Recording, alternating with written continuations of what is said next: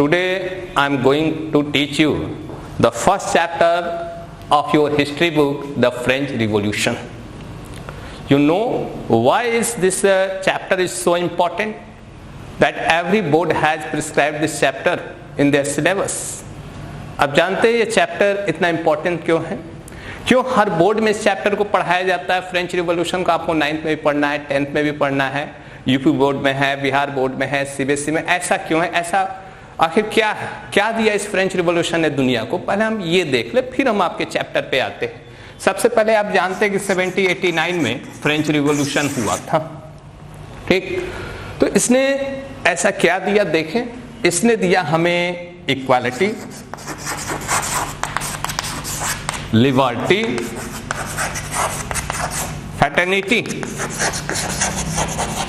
ये इसकी देन है और इसी की देन है पूरे यूरोप में डेमोक्रेसी आ गया, ठीक? लेकिन ऐसा हुआ क्यों? ये रिवॉल्यूशन हुआ क्यों? अब ये हम देखें, ठीक? ये रिवॉल्यूशन हुआ क्यों? ऐसे कौन कौन से कारण थे जिसके कारण ये रिवॉल्यूशन 1789 में हुआ? क्या क्या चेंजेज हुए इस रिवॉल्यूशन के कारण?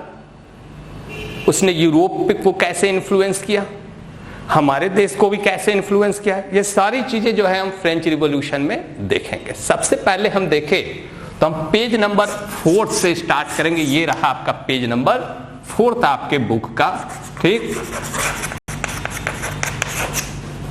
पेज नंबर 4, इस पे 4 पैराग्राफ हैं, ठीक है? तो फ्रेंच रिवॉल्यूशन 1789 में हुआ। उस वक्त वहां पे लुई 16 राजा कौन था वहां का? लुई 16 वहां राजा था जो फ्रेंच रिवॉल्यूशन हुआ वहां, ठीक? वहां लुई 16, ठीक? पेज नंबर 5, पेज नंबर 4, पहले हम 4 देख ले। लुई 16, ठीक? ये वहां राजा था। तो आखिर ऐसा क्या हुआ कि वहां रिवॉल्यूशन हो गया लुई 16 के समय? सबसे पहले देखें हम फर्स्ट पैराग्राफ में यहां तो 1774 में लुई 16 राजा बनता है कहां का? फ्रांस का। जब वो राजा बना तो उसकी एज थी 20 इयर्स। वो 20 इयर्स जो है ओल्ड था और उसकी शादी हुई ऑस्ट्रिया की राजकुमारी मैरी एंटोनेट से। ऑस्ट्रिया की राजकुमारी से उसकी शादी होगी। जब वो राज सिंहासन में बैठा, when he came to the throne, he found that treasure was empty. जब वो राजा बना तो उसने देखा कि पूरा जो सिंहासन खजाना है वो खाली है। अब ये खजाना क्यों खाली हो गया? ऐसा नहीं कि एकदम पैसे नहीं थे, पैसे थे, क्योंकि रेगुलर खर्च आप कहाँ से देते? जो आर्मी की सैलरी है, जो जुडिशरी की सैलरी है, यूनिवर्सिटीज के हैं, अपने जो खर्च कहाँ से मेंटेन करते? लेकिन जितनी जरूरत थी उतने पैसे नहीं थे, पैसे बहुत कम थे खजाने में। अब सवाल उठता है कि आखिर ये खजाना खाली कैसे हो गया?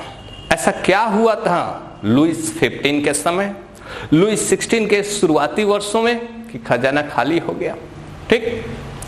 तो French kings were in the bad habit of indulging with their neighbours. एक उनकी बुरी आदत थी, फ्रेंच जो किंग्स होते थे उनकी बुरी आदत ये थी कि ये लोग अपने पड़ोसी राजाओं के मैटर में, पड़ोसी देशों के मैटर में बेवजह इंडल्ज हो जाते थे। और यही काम किया था लुई 15 ने, लुई 16 ने। क्या काम किया था? इन्होंने अमेरिका को मदद किया था। अमेरिका को किस लिए मदद किया था? अमेरिका को इसने मदद किया था इंग्लैंड से आजाद होने में। इंग्लैंड ने वहां 13 कॉलोनी बनाई थी। अब वो कॉलोनी वाले जो खुद पहले यूरोप के ही थे, इंग्लैंड के ही थे, जो 200 वर्षों से पहले जाकर वहां बनाए थे, अब वो इंग्लैंड के कंट्रोल में नहीं रहना चाहते थे, अपने हिसाब से सिस्टम चलाना चाहते थे और उनको मदद किया फ्रांस ने।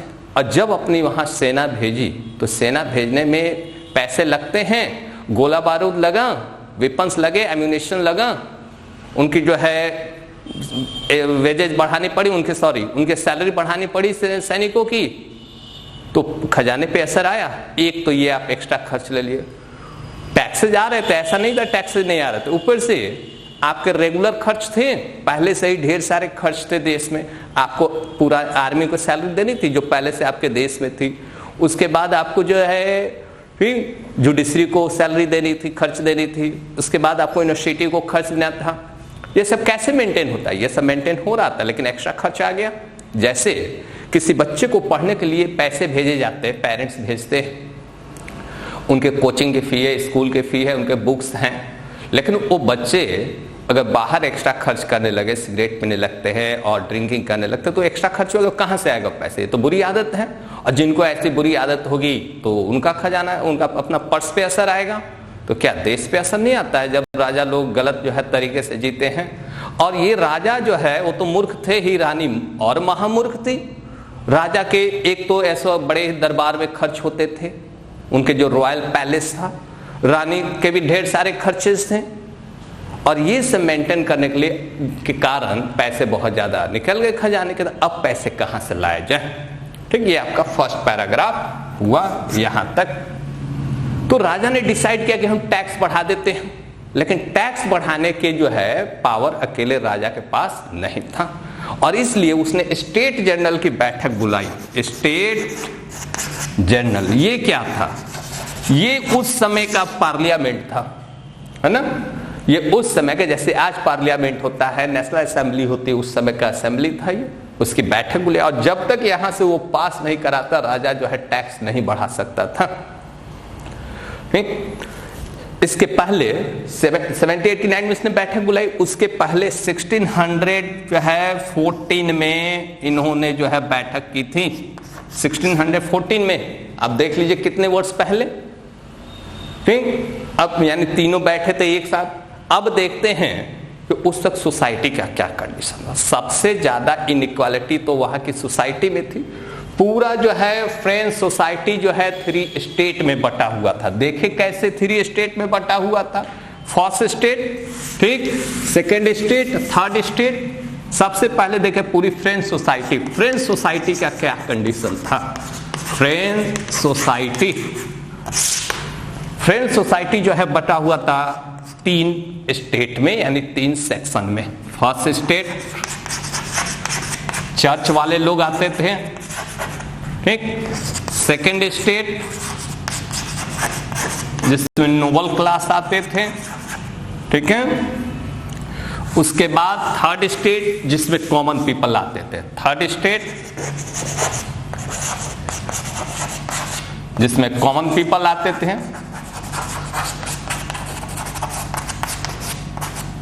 और ये थर्ड स्टेट खुद में भी 3 भागों में बटा हुआ था, ठीक।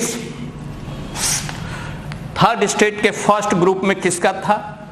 थर्ड स्टेट के जो रिच लोग थे, जो इंडस्ट्रियलिस्ट थे, बड़े बड़े ट्रेडर्स थे, ऑफिसर्स थे, लॉयर्स थे, ठीक, बहुत बड़े बड़े जो किसान थे। उसके बाद थर्ड स्टेट का सेकेंड ग्रुप, इसमें छोटे किसान आते थे, छोटे मोटे जो है दुकानदार आते थे। थर्ड स्टेट का थर्ड ग्रुप मजदूर आते थे, एकदम गरीब किसान आते थे। तो खुद में भी ये थर्ड स्टेट 3 भागों में जो है बटा हुआ था, ठीक है।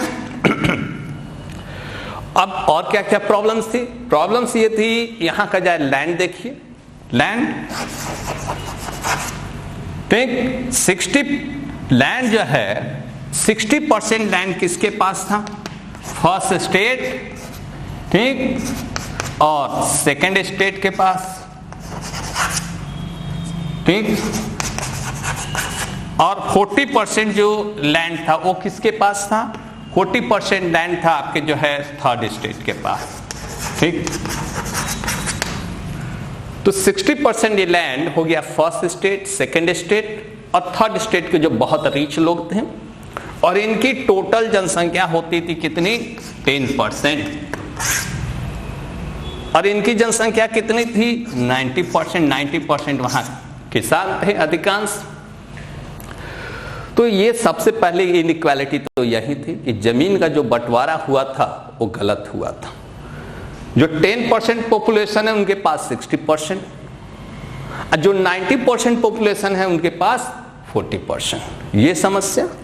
अभी और देखिए समस्या क्या क्या थी, ठीक। ये अमीर लोग थे, फर्स्ट स्टेट, सेकेंड स्टेट, लेकिन इनको टैक्स नहीं देना था। इनको टैक्स जो है माफी था, ये टैक्स पेयर नहीं थे, ठीक। they didn't have to pay the taxes.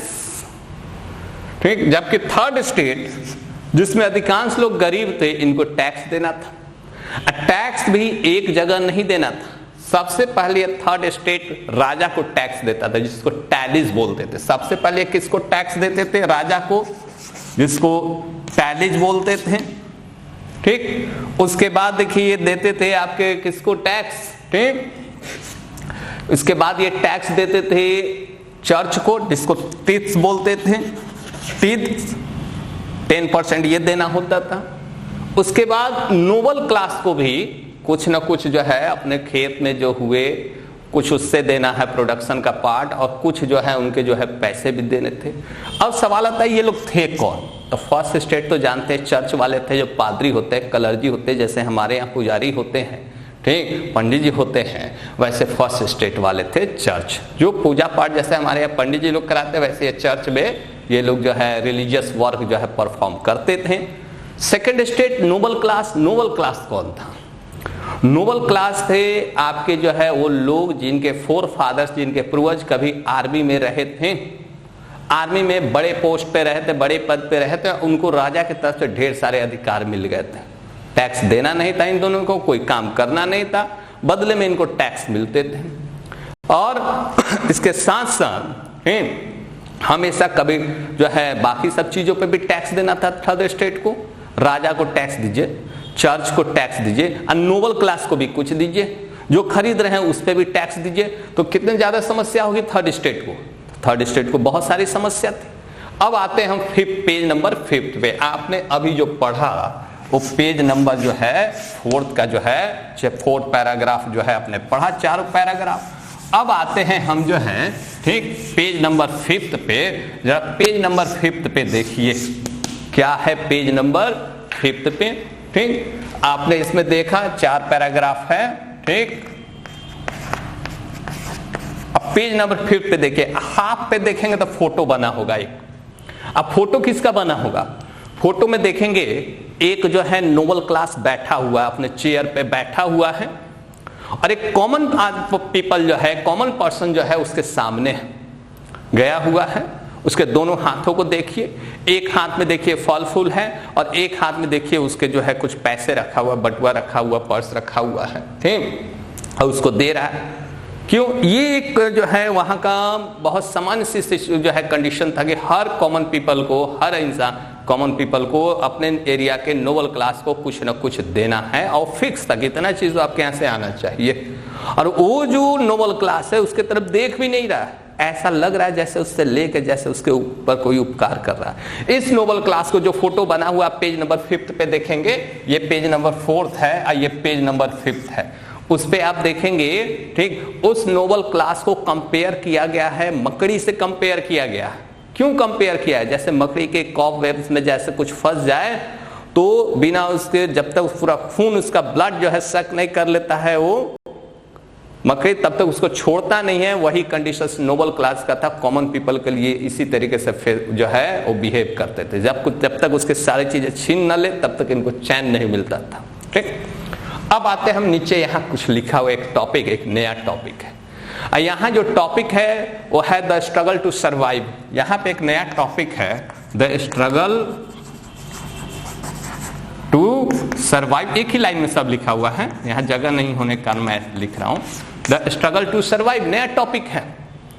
अब इस जरा हम नए टॉपिक को देखें, द स्ट्रगल टू सर्वाइव को। इसमें क्या लिखा हुआ है? ठीक, इसमें लिख रहा है कि भाई 1715 में आपकी फ्रांस की पॉपुलेशन कितनी थी? फ्रांस की पॉपुलेशन थी 23 मिलियन। ठीक, कब? 1715 में। 1789 आते आते वहां की पॉपुलेशन कितनी हो गई? 28 मिलियन। तो प्रॉब्लम क्या था भाई? 75 वर्षों में 50 लाख की तो जनसंख्या बढ़ी थी, जबकि हमारे यहाँ तो 3 महीने में इतनी जनसंख्या बढ़ जाती है। प्रॉब्लम देखिए क्या था? प्रॉब्लम ये था कि ये 50 लाख की जो है पॉपुलेशन बढ़ी, लेकिन क्या उस जो है कंपैरिजन में फूड ग्रेन भी बढ़ा? नहीं, फ्रूट ग्रेन का प्रोडक्शन उस जो है रेट पे नहीं बढ़ा जिस रेट पे जो है पॉपुलेशन बढ़ा, जिसके कारण फूड ग्रेन का प्राइस जो है वो बढ़ गया था। और फिर कभी कभी ड्रॉट पड़ जाता था, ठीक, कभी कभी जो है एक्सट्रीम कोल्ड पड़ जाता था, तो उस समय भी जो है फूड ग्रेन की या तो शॉर्टेज हो जाता था या उसकी प्राइस इतनी बढ़ जाती थी कि कॉमन पीपल उससे खरीद नहीं पाते। जो बहुत गरीब लोग थे, जो मजदूर के कैटेगरी में आते थे या बहुत छोटे मोटे कोई काम करते थे, वो लोग खरीद नहीं पाते थे और उस कारण हमेशा इनको कुछ ना कुछ प्रॉब्लम फेस करना पड़ता था। अक्सर उस वक्त जो है ड्रॉट पड़ता ही था, फूड शॉर्टेज हो जाया करता था। आज की तरह नहीं था गए दुकान पे खरीद लाएं, उस वक्त फूड शॉर्टेज हो जाया करता था अक्सर कुछ वर्षों के गैप के बाद, ठीक। और वहां पे सबसिस्टेंस क्राइसिस की कंडीशन आ जाती थी, स्टारवेशन हो जाता था, भूखमरी की कंडीशन आ जाती थी। सबसिस्टेंस क्राइसिस का मतलब है एक्सट्रीम स्टारवेशन, मिडिल क्लास भी मजदूरों जैसी कंडीशन में पहुंच जाता था, खाने एक्सट्रीम जो है स्टारवेशन आ जाता था, भूखमरी आ जाती थी वहां पे। अब आते हैं हम पेज नंबर 6 पे, ठीक। आप पेज नंबर 6 पे आप देखिए, ठीक, आपको क्या है, ठीक, इसे मिटा दूं, पेज नंबर 6, वहां पे भी देखिए हाफ पे कुछ आपको जो है पिक्चर बने, बहुत सिर्फ जो है आउटलाइन बनाया है किसी मैप का, ठीक, उस पर हम लोग डिस्कस करेंगे। पहले हम लोग देखें वहां क्या क्या और लिखा। यहां देखेंगे एक नया टॉपिक जो है वो आपको स्टार्ट होगा, वो है growing middle class and Mrs Noble class. वो जो एक मिडिल क्लास जो ग्रो कर रहा था, कैसे वो नोबल क्लास के प्रति जो है अपने अंदर जो है गुस्सा रखता था। इस समय अब पेज नंबर हम 6 पे आए हैं, ठीक, देखिए क्या है, यहां से हम लोग पढ़ रहे हैं, ठीक। यहां पे लिखा हुआ है कि भाई उस देश में अब मिडिल क्लास जो है वो स्ट्रांग हो रहा था, जो है ओवरसी ट्रेड करके अब वो धीरे धीरे स्ट्रांग हो गए थे, रीच हो गए थे। इस मिडिल क्लास का कहना था कि हमारे पास भी पैसा है, हम एजुकेटेड भी हैं, फिर भी हमें वो प्रेस्टीज नहीं मिलता है जो प्रेस्टीज आपके जो है नोबल क्लास को मिलता है। हमें वो प्रेस्टीज क्यों नहीं मिलता है? और इस कारण वो नोबल क्लास से जो है जेलस फील करता था, उसके अंदर गुस्सा था, ठीक। उसी वक्त हम फ्रांस में देखेंगे, ठीक, कि वहां ऐसा नहीं है कि पहले वहां पे रिवॉल्यूशन नहीं हुआ था। पहले वहां पे मजदूरों ने, किसानों ने, छोटे किसानों ने रिवॉल्यूशन जरूर किया था, लेकिन ये मजदूर और छोटे किसान जो थे, इनके पास ऐसे रिसोर्सेज नहीं थे कि जो वहां पे रिवॉल्यूशन करके चेंज ला दें। रिवॉल्यूशन करते थे, डंडे खाते थे, गोलियां खाते थे, फिर घरों में चले जाते थे, कोई फर्क नहीं पड़ता था। कुछ दिनों का डिस्टर्बेंस होता था जो है सोसाइटी में, देश में, फिर जो है सब जो है अपने घरों में चले जाते थे, समस्या और जो है वो सॉल्व नहीं कर पाते थे इस प्रॉब्लम को। तो अब ये पूरी रिस्पॉन्सिबिलिटी आ गई मिडिल क्लास पे कि मिडिल क्लास ही कुछ ऐसा करे जिससे सोसाइटी में चेंज हो, पॉलिटिक्स में चेंज हो, गवर्नमेंट में चेंज हो, और ऐसा मिडिल क्लास ने किया, ठीक। इसी वक्त देखते हैं पूरे इस पे 2 पैराग्राफ आपको देखने को मिलेगा पेज नंबर 6 पे। इसी वक्त पूरे सोसाइटी में और फ्रेंच सोसाइटी में, फ्रांस में देखेंगे कि कुछ थिंकर्स दिखाई देते हैं, फिलोसफर, ठीक। सबसे पहले दिखाई देते हैं जॉन लॉक, ठीक। कौन दिखाई देता है? John Locke. फिर दिखाई देते हैं रूसो, और इसके बाद दिखाई देते हैं मॉन्टेस्क्यू। ये कौन लोग थे? ये थिंकर्स थे, फिलोसफर्स थे, हर चीजों पे ये लिखते थे, और इन्होंने अपने राइटिंग से दिखाया कि वहां की सोसाइटी में क्या कमी थी, वहां के पॉलिटिक्स में क्या कमी थी, नहीं? क्या राजा को करना चाहिए, कैसे शासन चलाना चाहिए, जनता को क्या क्या अधिकार होने चाहिए, ये सब दिखाया इन्होंने। सबसे पहले हम देखें जॉन लॉक की बात हम देखते हैं। जॉन लॉक ने एक बुक लिखी थी जिसका नाम था 2 ट्रीटीज ऑफ गवर्नमेंट, ठीक। इन्होंने एक बुक लिखी, आप देखेंगे उस पेज में, पेज नंबर इस 6 में जाएंगे तो सबसे नीचे आइए, नीचे से जस्ट एक लाइन ऊपर छोड़ दीजिए, ऊपर आपको लिखा हुआ है जॉन लॉक, और वहां पे इनकी बुक का नाम भी लिखा हुआ है, सेकंड लास्ट लाइन पे शायद होना चाहिए, और उस पे लिखा हुआ 2 treaties of government and he refute the doctrine of divine. 2 treaties of जो है गवर्नमेंट में इन्होंने डॉक्ट्रिन ऑफ डिवाइन का खंडन किया, रिफ्यूट किया। अब ये डॉक्ट्रिन ऑफ डिवाइन क्या था? राजा का दैवीय सिद्धांत, इसको हिंदी में बोलते हैं। हमारे देश में भी था, हमारे देश में भी अकबर के समय अबुल फजल ने और अलाउद्दीन खिलजी के समय अमीर खुसरो ने यहाँ पे डॉक्ट्रिन ऑफ डिवाइन जो है उन्होंने इसको प्रचार किया था। इसका मतलब ये है, ये जो चापलूस होते थे राजा के, वो लोग ऐसा कर देते थे ताकि जनता उनकी बात को माने, और उन लोगों का कहना था कि राजा में ईश्वर का अंश होता है, डॉक्ट्रिन ऑफ डिवाइन, ठीक, राजा का दैवीय, ईश्वर का दैवीय सिद्धांत, यानी राजा में ईश्वर का अंश होता है, राजा ईश्वर की तरफ से भेजा गया होता है, और इसीलिए राजा जो कहता है वो बात हमें माननी चाहिए, ठीक। इसने इसका खंडन किया, रिफ्यूट किया, बोला नहीं ये सत्य नहीं है, ये झूठ है। ऐसा कोई जो है डॉक्ट्रिन जो है आप जो है फिलॉसफी जो है आप प्रूफ करके दिखाइए कि उसमें ईश्वर का अंश है। अगर ईश्वर का अंश है तब तो उसे कोई गलती नहीं करनी चाहिए, फिर वो गलती क्यों करता है, भेदभाव क्यों करता है? उन्होंने अपने जो है उस आर्टिकल्स में प्रूफ कर दिया, अपने उस बुक में जो लिखा उन्होंने उसे प्रूफ किया, और पब्लिक इससे पीपल जो है काफी इन्फ्लुएंस। दूसरा नाम आता है रूसो का। Rousseau said that the government should be based on the contract between people and king। उन्होंने कहा जो गवर्नमेंट है एक सोशल कॉन्ट्रैक्ट होना चाहिए राजा के बीच में और जनता के बीच में। जनता जैसा शासन चाहती है उस हिसाब से राजा को चलाना चाहिए। तीसरा नाम है मोंटेस्क्यू, और मोंटेस्क्यू ने कहा कि भाई power should not be held in one hand, power should be divided, ठीक, among legislative, executive and judiciary. उसने कहा पावर को एक हाथ में न रहने दें। एक हाथ में जब पावर रहता है तो राजा डिक्टेटर हो सकता है, व्यवस्था से नहीं चल सकती, तो पावर को अब बांट दिया जाए। शासन इस तरीके से होना चाहिए कि भाई पावर को 3 भागों में बांट दे आज की तरह। एक लेजिस्लेटिव जो देश के लिए सारे कानून बनाएगा, डिसीजन लेगा, एजुकेटिव जो उसको इम्प्लीमेंट करेगा, लागू करेगा, और जुडिशरी जो उस पर नजर रखेगा क्या सही नहीं हो रहा है, क्या गलत हो रहा है, ठीक। ये फ्रेंच रिवॉल्यूशन, फ्रेंच जो फिलोसफर्स थे ये लोग अमेरिका से प्रभावित थे, क्योंकि आपको पता है कि अमेरिका 1774 में आजाद हो चुका था, और उसने वहां पे ऐसी व्यवस्था बनाई थी जहां पावर एक हाथ में न रह के पावर को बांट दिया गया था, लेजिस्लेटिव में, एजुकेटिव में और जुडिशरी में। ये लोग चाहते थे ऐसी ही व्यवस्था हमारे यहाँ भी, जैसे अमेरिका में जो व्यवस्था, यूएसए में जो व्यवस्था थी। अब ये जो चीज ये लोग लिखते थे ये पेपर में छपता था, किताब के रूप में बन के मार्केट में आता था, और ये चीजें लोग पढ़ते थे तो लोग इन्फ्लुएंस भी होते थे, ठीक। तो ये जब लोग कहाँ मिलते थे, लोग उस वक्त कॉफी हाउस में मिलते थे, बीवेरेज हाउस में मिलते थे जहाँ ड्रिंक करते थे, या चर्च में मिलते थे, सारी चीजों पे वो डिस्कस करते थे, और उससे काफी वो लोग प्रभावित थे कि हाँ ये जो फिलोसफर कह रहे हैं, ये जो थिंकर्स कह रहे हैं, ऐसी चीजें जो है होनी चाहिए, ठीक। अब हम आते हैं इस चैप्टर का 2nd unit, the outbreak of revolution, page number 7 पे देखिए, द आउटब्रेक ऑफ रिवॉल्यूशन, ठीक।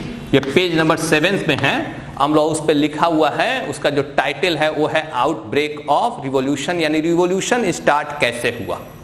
4 पैराग्राफ में आप देखेंगे, 1, 2, 3, 4। अब हम देखते हैं इस पे क्या है, ठीक। तो आपको पता है कि भाई राजा को टैक्स बढ़ाने की क्यों जरूरत थी, आपने पहले पढ़ लिया है, ठीक। अब राजा ने बैठक बुलाई तीनों स्टेट के। फर्स्ट स्टेट के 300 मेंबर थे, सेकेंड स्टेट के 300 मेंबर थे, और थर्ड स्टेट के 600 मेंबर्स थे। और ये जनता नहीं चुनते थी, राजा की तरफ से नॉमिनेट होते थे। फर्स्ट स्टेट को बुलाया गया, सेकेंड स्टेट को आया। ये घटना हुई थी 5 में 1789 को, 5 में 1789 को बैठक बुलाई गई, तीनों की बैठक हुई, ठीक। सभी आएंगे वहां पे 300, ठीक। राजा यहाँ पे बैठे हुए हैं, और ये जो है वहां पे पहुंचे लोग, ठीक। जो है फर्स्ट स्टेट आया, फर्स्ट स्टेट आके यहाँ बैठ गया, 300 मेंबर्स चर्च के। सेकंड स्टेट आया, वो भी यहाँ बैठे हुए थे, ठीक। लेकिन थर्ड स्टेट को बैठने का परमिशन नहीं था। थर्ड स्टेट इन सब के पीछे चुपचाप खड़ा था। थर्ड स्टेट के 600 जो मेंबर्स थे वो चुपचाप खड़े थे हाथ बांधकर। फर्स्ट स्टेट बैठा हुआ है, सेकंड स्टेट बैठा हुआ है। राजा ने कहा भाई देखिए टैक्स बढ़ाने की जरूरत है, और आपको पता है टैक्स बढ़ाने की जरूरत क्यों है, ठीक, उसने रीजन समझा दिया। फर्स्ट स्टेट सेकंड स्टेट ने कहा कि हम तैयार हैं कि आप बढ़ाइए जो है टैक्सेस। ये परमिशन पास कराना था, स्टेट जनरल की बैठक हो रही थी। ये है स्टेट जनरल, स्टेट जनरल आज की पार्लियामेंट की तरह। जैसे आज हर चीज पार्लियामेंट में पास कराना होता है, उस वक्त राजा को यहां से पास कराना था। फर्स्ट स्टेट सेकंड स्टेट ने कहा कि हम तैयार हैं टैक्स बढ़ाने का परमिशन देने को, ठीक। और वोटिंग पैटर्न जो होता था, फर्स्ट स्टेट के 300 लोग जो थे, लेकिन 300 लोग वोट नहीं करते थे, सिर्फ पूरे फर्स्ट स्टेट का जो लीडर होता था वो वोट करता था। एक वोट फर्स्ट स्टेट का माना जाता था, एक वही कंडीशन सेकंड स्टेट का और वही कंडीशन थर्ड स्टेट का। फर्स्ट स्टेट सेकंड स्टेट बोला कि हम टैक्स बढ़ाने का परमिशन देने को तैयार है, लेकिन हमारे कुछ अधिकार बढ़ा दीजिए। राजा बोले ठीक है, आपके अधिकार बढ़ेंगे, क्या चाहते हैं आप? बोले कि हम भी चाहते हैं कि हमें और अधिकार मिले, हम भी जनता से कुछ चीजें जो है ज्यादा ले सके। बोले ठीक है, लूटिए जितना लूटना है जनता को, ठीक। थर्ड स्टेट बोला ठहरिए, कुछ हमारी जो है कंडीशन सुन लीजिए, हम तैयार हैं आप टैक्स बढ़ाइए, लेकिन कुछ कंडीशन हमारी भी है। 2 कंडीशन इन्होंने रखा, थर्ड स्टेट ने बोला। पहली चीज, ये जो आपका पैटर्न है वोटिंग का, ये पैटर्न ऐसा नहीं चलेगा।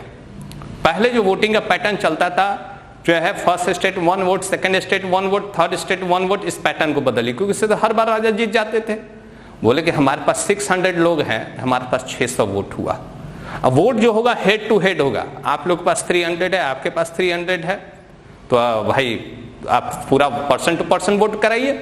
राजा बोले नहीं, ये कंडीशन नहीं चला, ये आपका कंडीशन हम नहीं मानेंगे, वोट तो पुराने सिस्टम पे होगा। ये बोले कि नहीं, वोट नए सिस्टम पे होगा, ठीक। राजा नहीं तैयार हुए, फर्स्ट स्टेट नहीं तैयार हुआ, सेकंड स्टेट नहीं तैयार हुआ, तो बोले ठीक है। थर्ड स्टेट बोला कोई बात नहीं, चलिए हम आपके ये आप तो जैसा चाहे वैसे करें, लेकिन सुनिए हम जो है कुछ लेटर्स लेके आए, हमारे पास 40,000 लेटर्स। ये जो 40,000 लेटर्स हैं ये कॉमन पीपल ने दिया है। अब कॉमन पीपल ने कहा है कि भाई ये उनकी प्रॉब्लम है, ये प्रॉब्लम उनकी सुन ली जाए, और अगर ये उनके प्रॉब्लम को सॉल्व करने का जो है वादा करते हैं राजा, ठीक, और यहाँ की ब्यूरोक्रेसी प्रशासन, तो हम भी तैयार है, बढ़ाइए टैक्स। राजा ने बोला और फर्स्ट सेकंड स्टेट कोई लेटर नहीं पढ़ा जाएगा, किसी के लेटर्स नहीं पढ़े जाएंगे। तो बोले ठीक है, जब कॉमन पीपल के हम रिप्रेजेंटेटिव हैं और हमारी बात नहीं मानी जाएगी, ठीक है, तो हम जो है यहाँ पर क्यों हैं? तो हम भी आपको अपना राजा नहीं मानेंगे और स्टेट जनरल को स्टेट जनरल नहीं मानेंगे। और वो 600 के 600 लोग जो थर्ड स्टेट के थे, उसी दिन यानी 5 मई को वहां से वॉकआउट कर गए, बोले कि हम इस राजा को राजा नहीं मानेंगे, इस स्टेट जनरल को स्टेट जनरल नहीं मानेंगे। वहां से निकल गए, और निकलने के बाद ये लोग फिर मीटिंग करेंगे 20 जून को, ठीक। 1789 में आप देखेंगे नेक्स्ट पेज पे, पेज नंबर 8 पे एक टेनिस कोर्ट दिखाया होगा। उस टेनिस कोर्ट में कुछ लोग जमा है, वो थर्ड स्टेट के लोग थे, और ये लोग वहां क्या कर रहे हैं? लोग वहां पे शपथ ले रहे हैं कि हम तब तक अलग नहीं होंगे जब तक हम देश के लिए एक संविधान नहीं बना देते, और हम ही नेशनल असेंबली अब होंगे क्योंकि हम जनता के रिप्रेजेंटेटिव हैं, ठीक। अब सवाल उठता है कि ये थे कौन? थर्ड स्टेट के लीडर उस वक्त कौन था जिसने ऐसा काम किया? ये थे मीराबेऊ एबीसीएन। मीराबेऊ जो है, आप जो है वहां पे देखेंगे 4th जो आपका जो पैराग्राफ है उसमें इनका नाम दिया होगा, मीराबेऊ और एबीसीएन। मीराबेऊ थर्ड स्टेट के रिप्रेजेंटेटिव थे, लेकिन ये थर्ड स्टेट से बिलोंग नहीं करते थे, ये नोबल क्लास से बिलोंग करते थे, और एबीसीए जो है फर्स्ट स्टेट से बिलोंग करते थे। तो फर्स्ट स्टेट और सेकंड स्टेट के होने के बावजूद ये लोग थर्ड स्टेट का साथ दे रहे थे, ये लोग थर्ड स्टेट के रिप्रेजेंटेटिव बने हुए थे, क्योंकि इनका मानना था कि भाई देखिए ये गलत है, जो मिलना चाहिए मेरिट के आधार पर मिलना चाहिए, जन्म के आधार पे नहीं।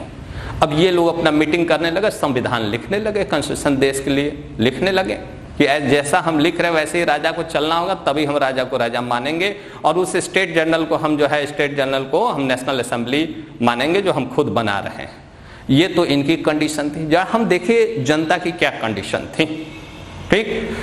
अब ये जो है आप देखिए 14 जुलाई तक, अब समय जुलाई का मंथ आ चुका था 1789 में, और जिस दिन के हम लोग बात कर रहे हैं 14 जुलाई की बात करें, 14 जुलाई का जो है डेट था, ठीक। और उस दिन महिलाएं जो हैं ब्रेड के लिए लाइन में लगी हुई थी, ठीक। और वो जो है 2 घंटे 3 घंटे बहुत सारी महिलाएं लाइन में लगी रही, और 2-3 घंटे बाद जो है जब वो लाइन में लगी रही, दुकानदार ने बोल दिया।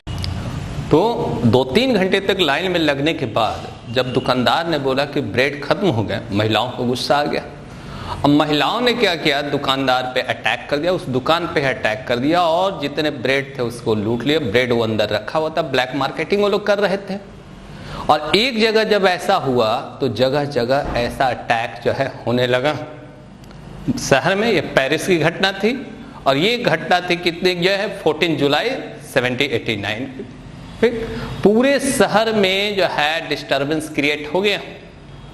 और जब पूरे शहर में डिस्टर्बेंस क्रिएट हो गया, हर जगह बेकर्स पे जो है अटैक होने लगे, ब्रेड के दुकानों पे अटैक होने लगे, तो राजा ने सैनिकों से बोला कि भाई जाओ शहर में जाओ और वहां पे शांति व्यवस्था बनाओ, लोगों को कंट्रोल करो। लेकिन लोगों में ऐसा र्यूमर फैल गया कि राजा के सैनिक आएंगे और हम सब पे गोलियां चला सकते हैं, हमको जो है जेल भेजा जा सकता है। लोग डर गए और लोगों ने क्या किया, अपने खुद की जो है एक ग्रुपिंग कर ली, और 7000 के आसपास जो है उन्होंने अपना एक ग्रुप बना लिया। ये जो है देखेंगे आपके पेज नंबर 3 पे दिया हुआ एकदम शुरुआत में, ठीक है। थोड़ा सा बैक से ले जाके स्टार्ट किया वहां, ठीक। और जो है अब वो लोग बंदूक की खोज में, गोली जो है गोले बारूद के खोज में निकले। कहाँ मिलेगा बंदूक की हम सैनिकों से मुकाबला करें, और बंदूक मिलता कहाँ जनता के पास। तब उन्हें जो है घूमते हुए, जब वो घूम रहे थे ये बड़ी संख्या में शहर के अलग अलग पार्ट में अलग अलग ग्रुप बनाकर, तो उन्हें दिखाई दिया वहां का बैसिल प्रिजन, जेल दिखाई दिया। ईस्ट जो है पेरिस में था जेल, और तब उन्हें लगा क्यों ना हम इस जेल पे ही अटैक कर दें, और अगर यहाँ पे जरूर बंदूक हो सकता है, गोला बारूद हो सकता है, और वो चीजें अगर हमें मिल गई तो हम सैनिकों से मुकाबला कर सकते हैं। और इसी होप में, इसी आशा में कि यहाँ बंदूक मिलेगी, गोलियां मिलेंगी, उन्होंने जेल पे अटैक कर दिया। गोला बारूद तो नहीं मिला, वहाँ के गार्ड्स मारे गए, जो वहाँ का जो है जो इंचार्ज था वो भी मारा गया। प्रिजन को जो है प्रिजनर्स जो थे उनको इन लोगों ने फ्री करा दिया। 7 प्रिजनर थे, मात्र 7 कैदी वहां थे। गोला बारूद तो नहीं मिले, लेकिन उस बिल्डिंग का, उस जेल के एक एक जो है दीवार को इन्होंने तोड़ दिया, ईंट को अलग कर दिया, और उसको लोग घर ले गए। ये पहली बार ऐसा हुआ था कि जनता ने राजा के किसी प्रतीक पे, सिंबल पे अटैक किया था। एक बहुत बड़ी बात थी उस समय के हिसाब से। ये तो शहर में हो रहा था, पेरिस में। अब जब हम गांव में देखें क्या हो रहा था, गांव में भी एक र्यूमर फैल गया।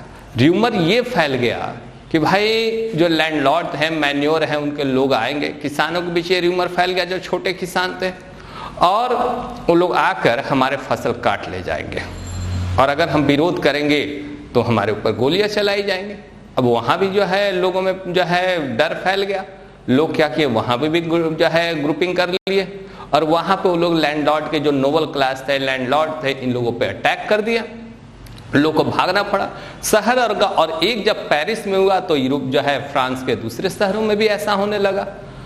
अब जो है राजा ने देखा कि वो सिचुएशन तो हमारे आउट ऑफ कंट्रोल हो गया, हमारे हाथ से बाहर जा रहा है। तो उन्होंने 3rd स्टेट से बात किया कि भाई आप 3rd स्टेट के रिप्रेजेंटेटिव है, आप रोकिए इन लोगों को। 3rd स्टेट ने कहा हम कैसे रोक सकते हैं, आप तो हमें 3rd स्टेट के रिप्रेजेंटेटिव के कुछ क्वेश्चन, आप राइट्स ही नहीं सुन रहे।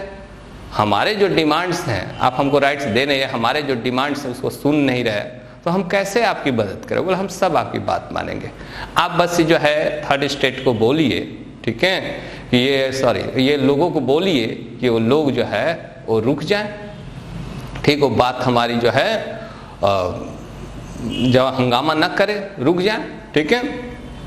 तो ये जो है 3rd स्टेट ने बोला ठीक है, तब आपको हमारी बात माननी होगी, जो हमारे डिमांड से मानना होगा, हम जो संविधान लिख रहे हैं उसके हिसाब से चलना होगा। बोला राजा ने ठीक है हम लोग मानेंगे। 1st स्टेट 2nd स्टेट के लोग बोले ठीक है भैया, आप जो है जो डिस्टर्बेंस हो रहा है उसको रोकिए। और तुरंत 3rd स्टेट ने लोगों से बात किया कि ठीक है आपके प्रॉब्लम सॉल्व किए जाएंगे, आप हंगामा बंद कर दीजिए। 3rd लोग मान गए, और 3rd जो है राजा ने जो है उसी दिन जो है उनकी बात मान ली। और उसके बाद देखेंगे 10 अगस्त 1789 को जो है 3rd स्टेट ने एक कानून पास किया कि ये कानून राजा जी मानिए। अब मानना ये था कि भाई ये जो नोबल क्लास है, जो चर्च, इनको ढेर सारे जो अधिकार मिले उन अधिकारों में कटौती कीजिए। जनता को बेवजह जो चर्च को जो है नोबल क्लास को टैक्स देना होता है उससे कम कीजिए। राजा ने कहा हम मान लेंगे। ठीक, शुरुआत में ये बातें मान ली गई। नेक्स्ट पेज पे जाइए। ठीक, जो है पेज नंबर जो है 7, 8, 9 पे जाइए। ठीक, और उस पे देखिए उस पे क्या लिखा हुआ है। पेज नंबर जो है हम जो है 9 भी देख लिए, और वो जो 10 अगस्त था उसे बदल दीजिएगा, 4 अगस्त है, सॉरी वो 4 अगस्त को कानून पास किया था इन लोगों ने। ठीक, अब जो है 1791 में संविधान इनका बन के तैयार, वो कॉन्स्टिट्यूशन तैयार कर रहे थे। इस कॉन्स्टिट्यूशन तैयार जो कर रहे थे उसका जो ऑब्जेक्टिव क्या था, उद्देश्य क्या था? उसका उद्देश्य सिर्फ यही था कि राजा के पावर को हमें क्या करना है, कम कर देना है। ऐसा हुआ, राजा का पावर उन्होंने कम कर दिया, पावर को डिवाइड कर दिया और जनता को कुछ अधिकार दे दिए। स्टेट जनरल का नाम बदलकर नेशनल असेंबली रख दिया गया। अब देखते हैं कि जनता को क्या क्या अधिकार मिले। सबसे पहले अधिकार यह मिला कि इक्वालिटी बिफोर लॉ मिलेगा, राइट टू स्पीच होगा, राइट टू ओपिनियन होगा। ठीक है, और बर्थ के आधार पे जो राइट्स मिले हुए हैं वो छीन लिए जाएंगे, सिर्फ मेरिट के आधार पे चीजें जो है वो मिलेंगी। राइट टू वोट मिलेगा, और ये सब नेचुरल राइट होगा। राजा को ये सारी चीजें जो है देनी होगी अपनी जनता को। और नेशनल असेंबली बना दिया गया, राइट टू वोट दिया गया जनता को। तो राइट टू वोट किसको दिया गया? सिर्फ जो 25 वर्ष प्लस थे जेंट्स, उनको राइट टू वोट दिया गया। पूरी 28 मिलियन की जनसंख्या में 4 मिलियन जनसंख्या को 40 लाख लोगों को राइट टू वोट मिला, जो 25 प्लस जेंट्स थे।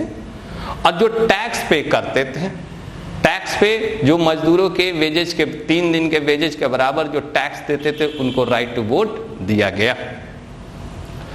और ये जो राइट टू वोट इनको दिया गया जनता को, ये डायरेक्ट नेशनल असेंबली के मेंबर को नहीं चुनते थे, ये 50,000 इलेक्टोर्स को चुनते थे। जैसे हम विधायक, हम एमपी चुनते हैं, एमएलए चुनते हैं, वो लोग राष्ट्रपति चुनते हैं।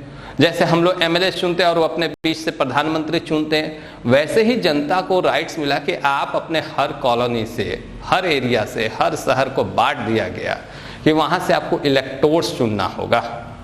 50,000 इलेक्टोर्स चुनना होगा, और इलेक्टोर्स के इलेक्शन में खड़े होने के लिए और रीच होना जरूरी था। और ये इलेक्टोर जो 50,000 इलेक्टोर्स चुनेंगे, यही इलेक्टोर जो है नेशनल असेंबली के 745 जो मेंबर्स हैं उनको चुनेंगे।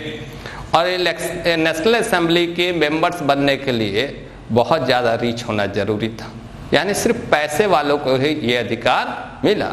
पहले से कुछ चेंजेस आ गए, ये बात जो है, और फ्रेंच सोसाइटी में जो है थोड़ी सी इक्वालिटी आई, कुछ जनता को अधिकार मिले।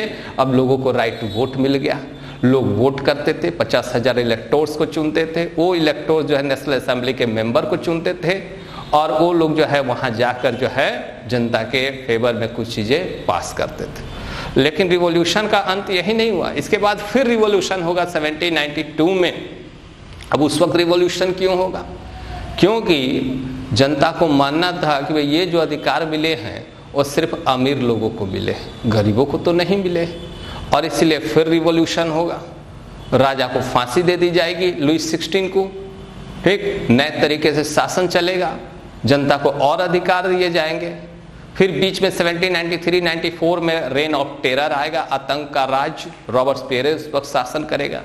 बाद में उसे भी फांसी दे दी जाएगी, गुलेटिन पे चढ़ा दिया जाएगा, सिर कलम कर दिया जाएगा। फिर डायरेक्टरी का रूल्स आएगा, जहाँ एक आदमी के हाथ में शासन है, देखकर 5 लोगों को शासन उनके हाथ में दिया गया, क्योंकि एक आदमी के हाथ में शासन देने पर वो डिक्टेटर होने का डर हो गया था। और सरकार जो है सही से नहीं चल पा रही थी, और जब सरकार सही से नहीं चल पा रही थी, बार बार एक्सपेरिमेंट फेल हो रहे थे, रिवॉल्यूशन होने के बावजूद जो है जनता को ज़्यादा जो है अधिकार नहीं मिल रहे थे, नेपोलियन ने 1804 में देश पे कब्जा कर लिया। कैसे?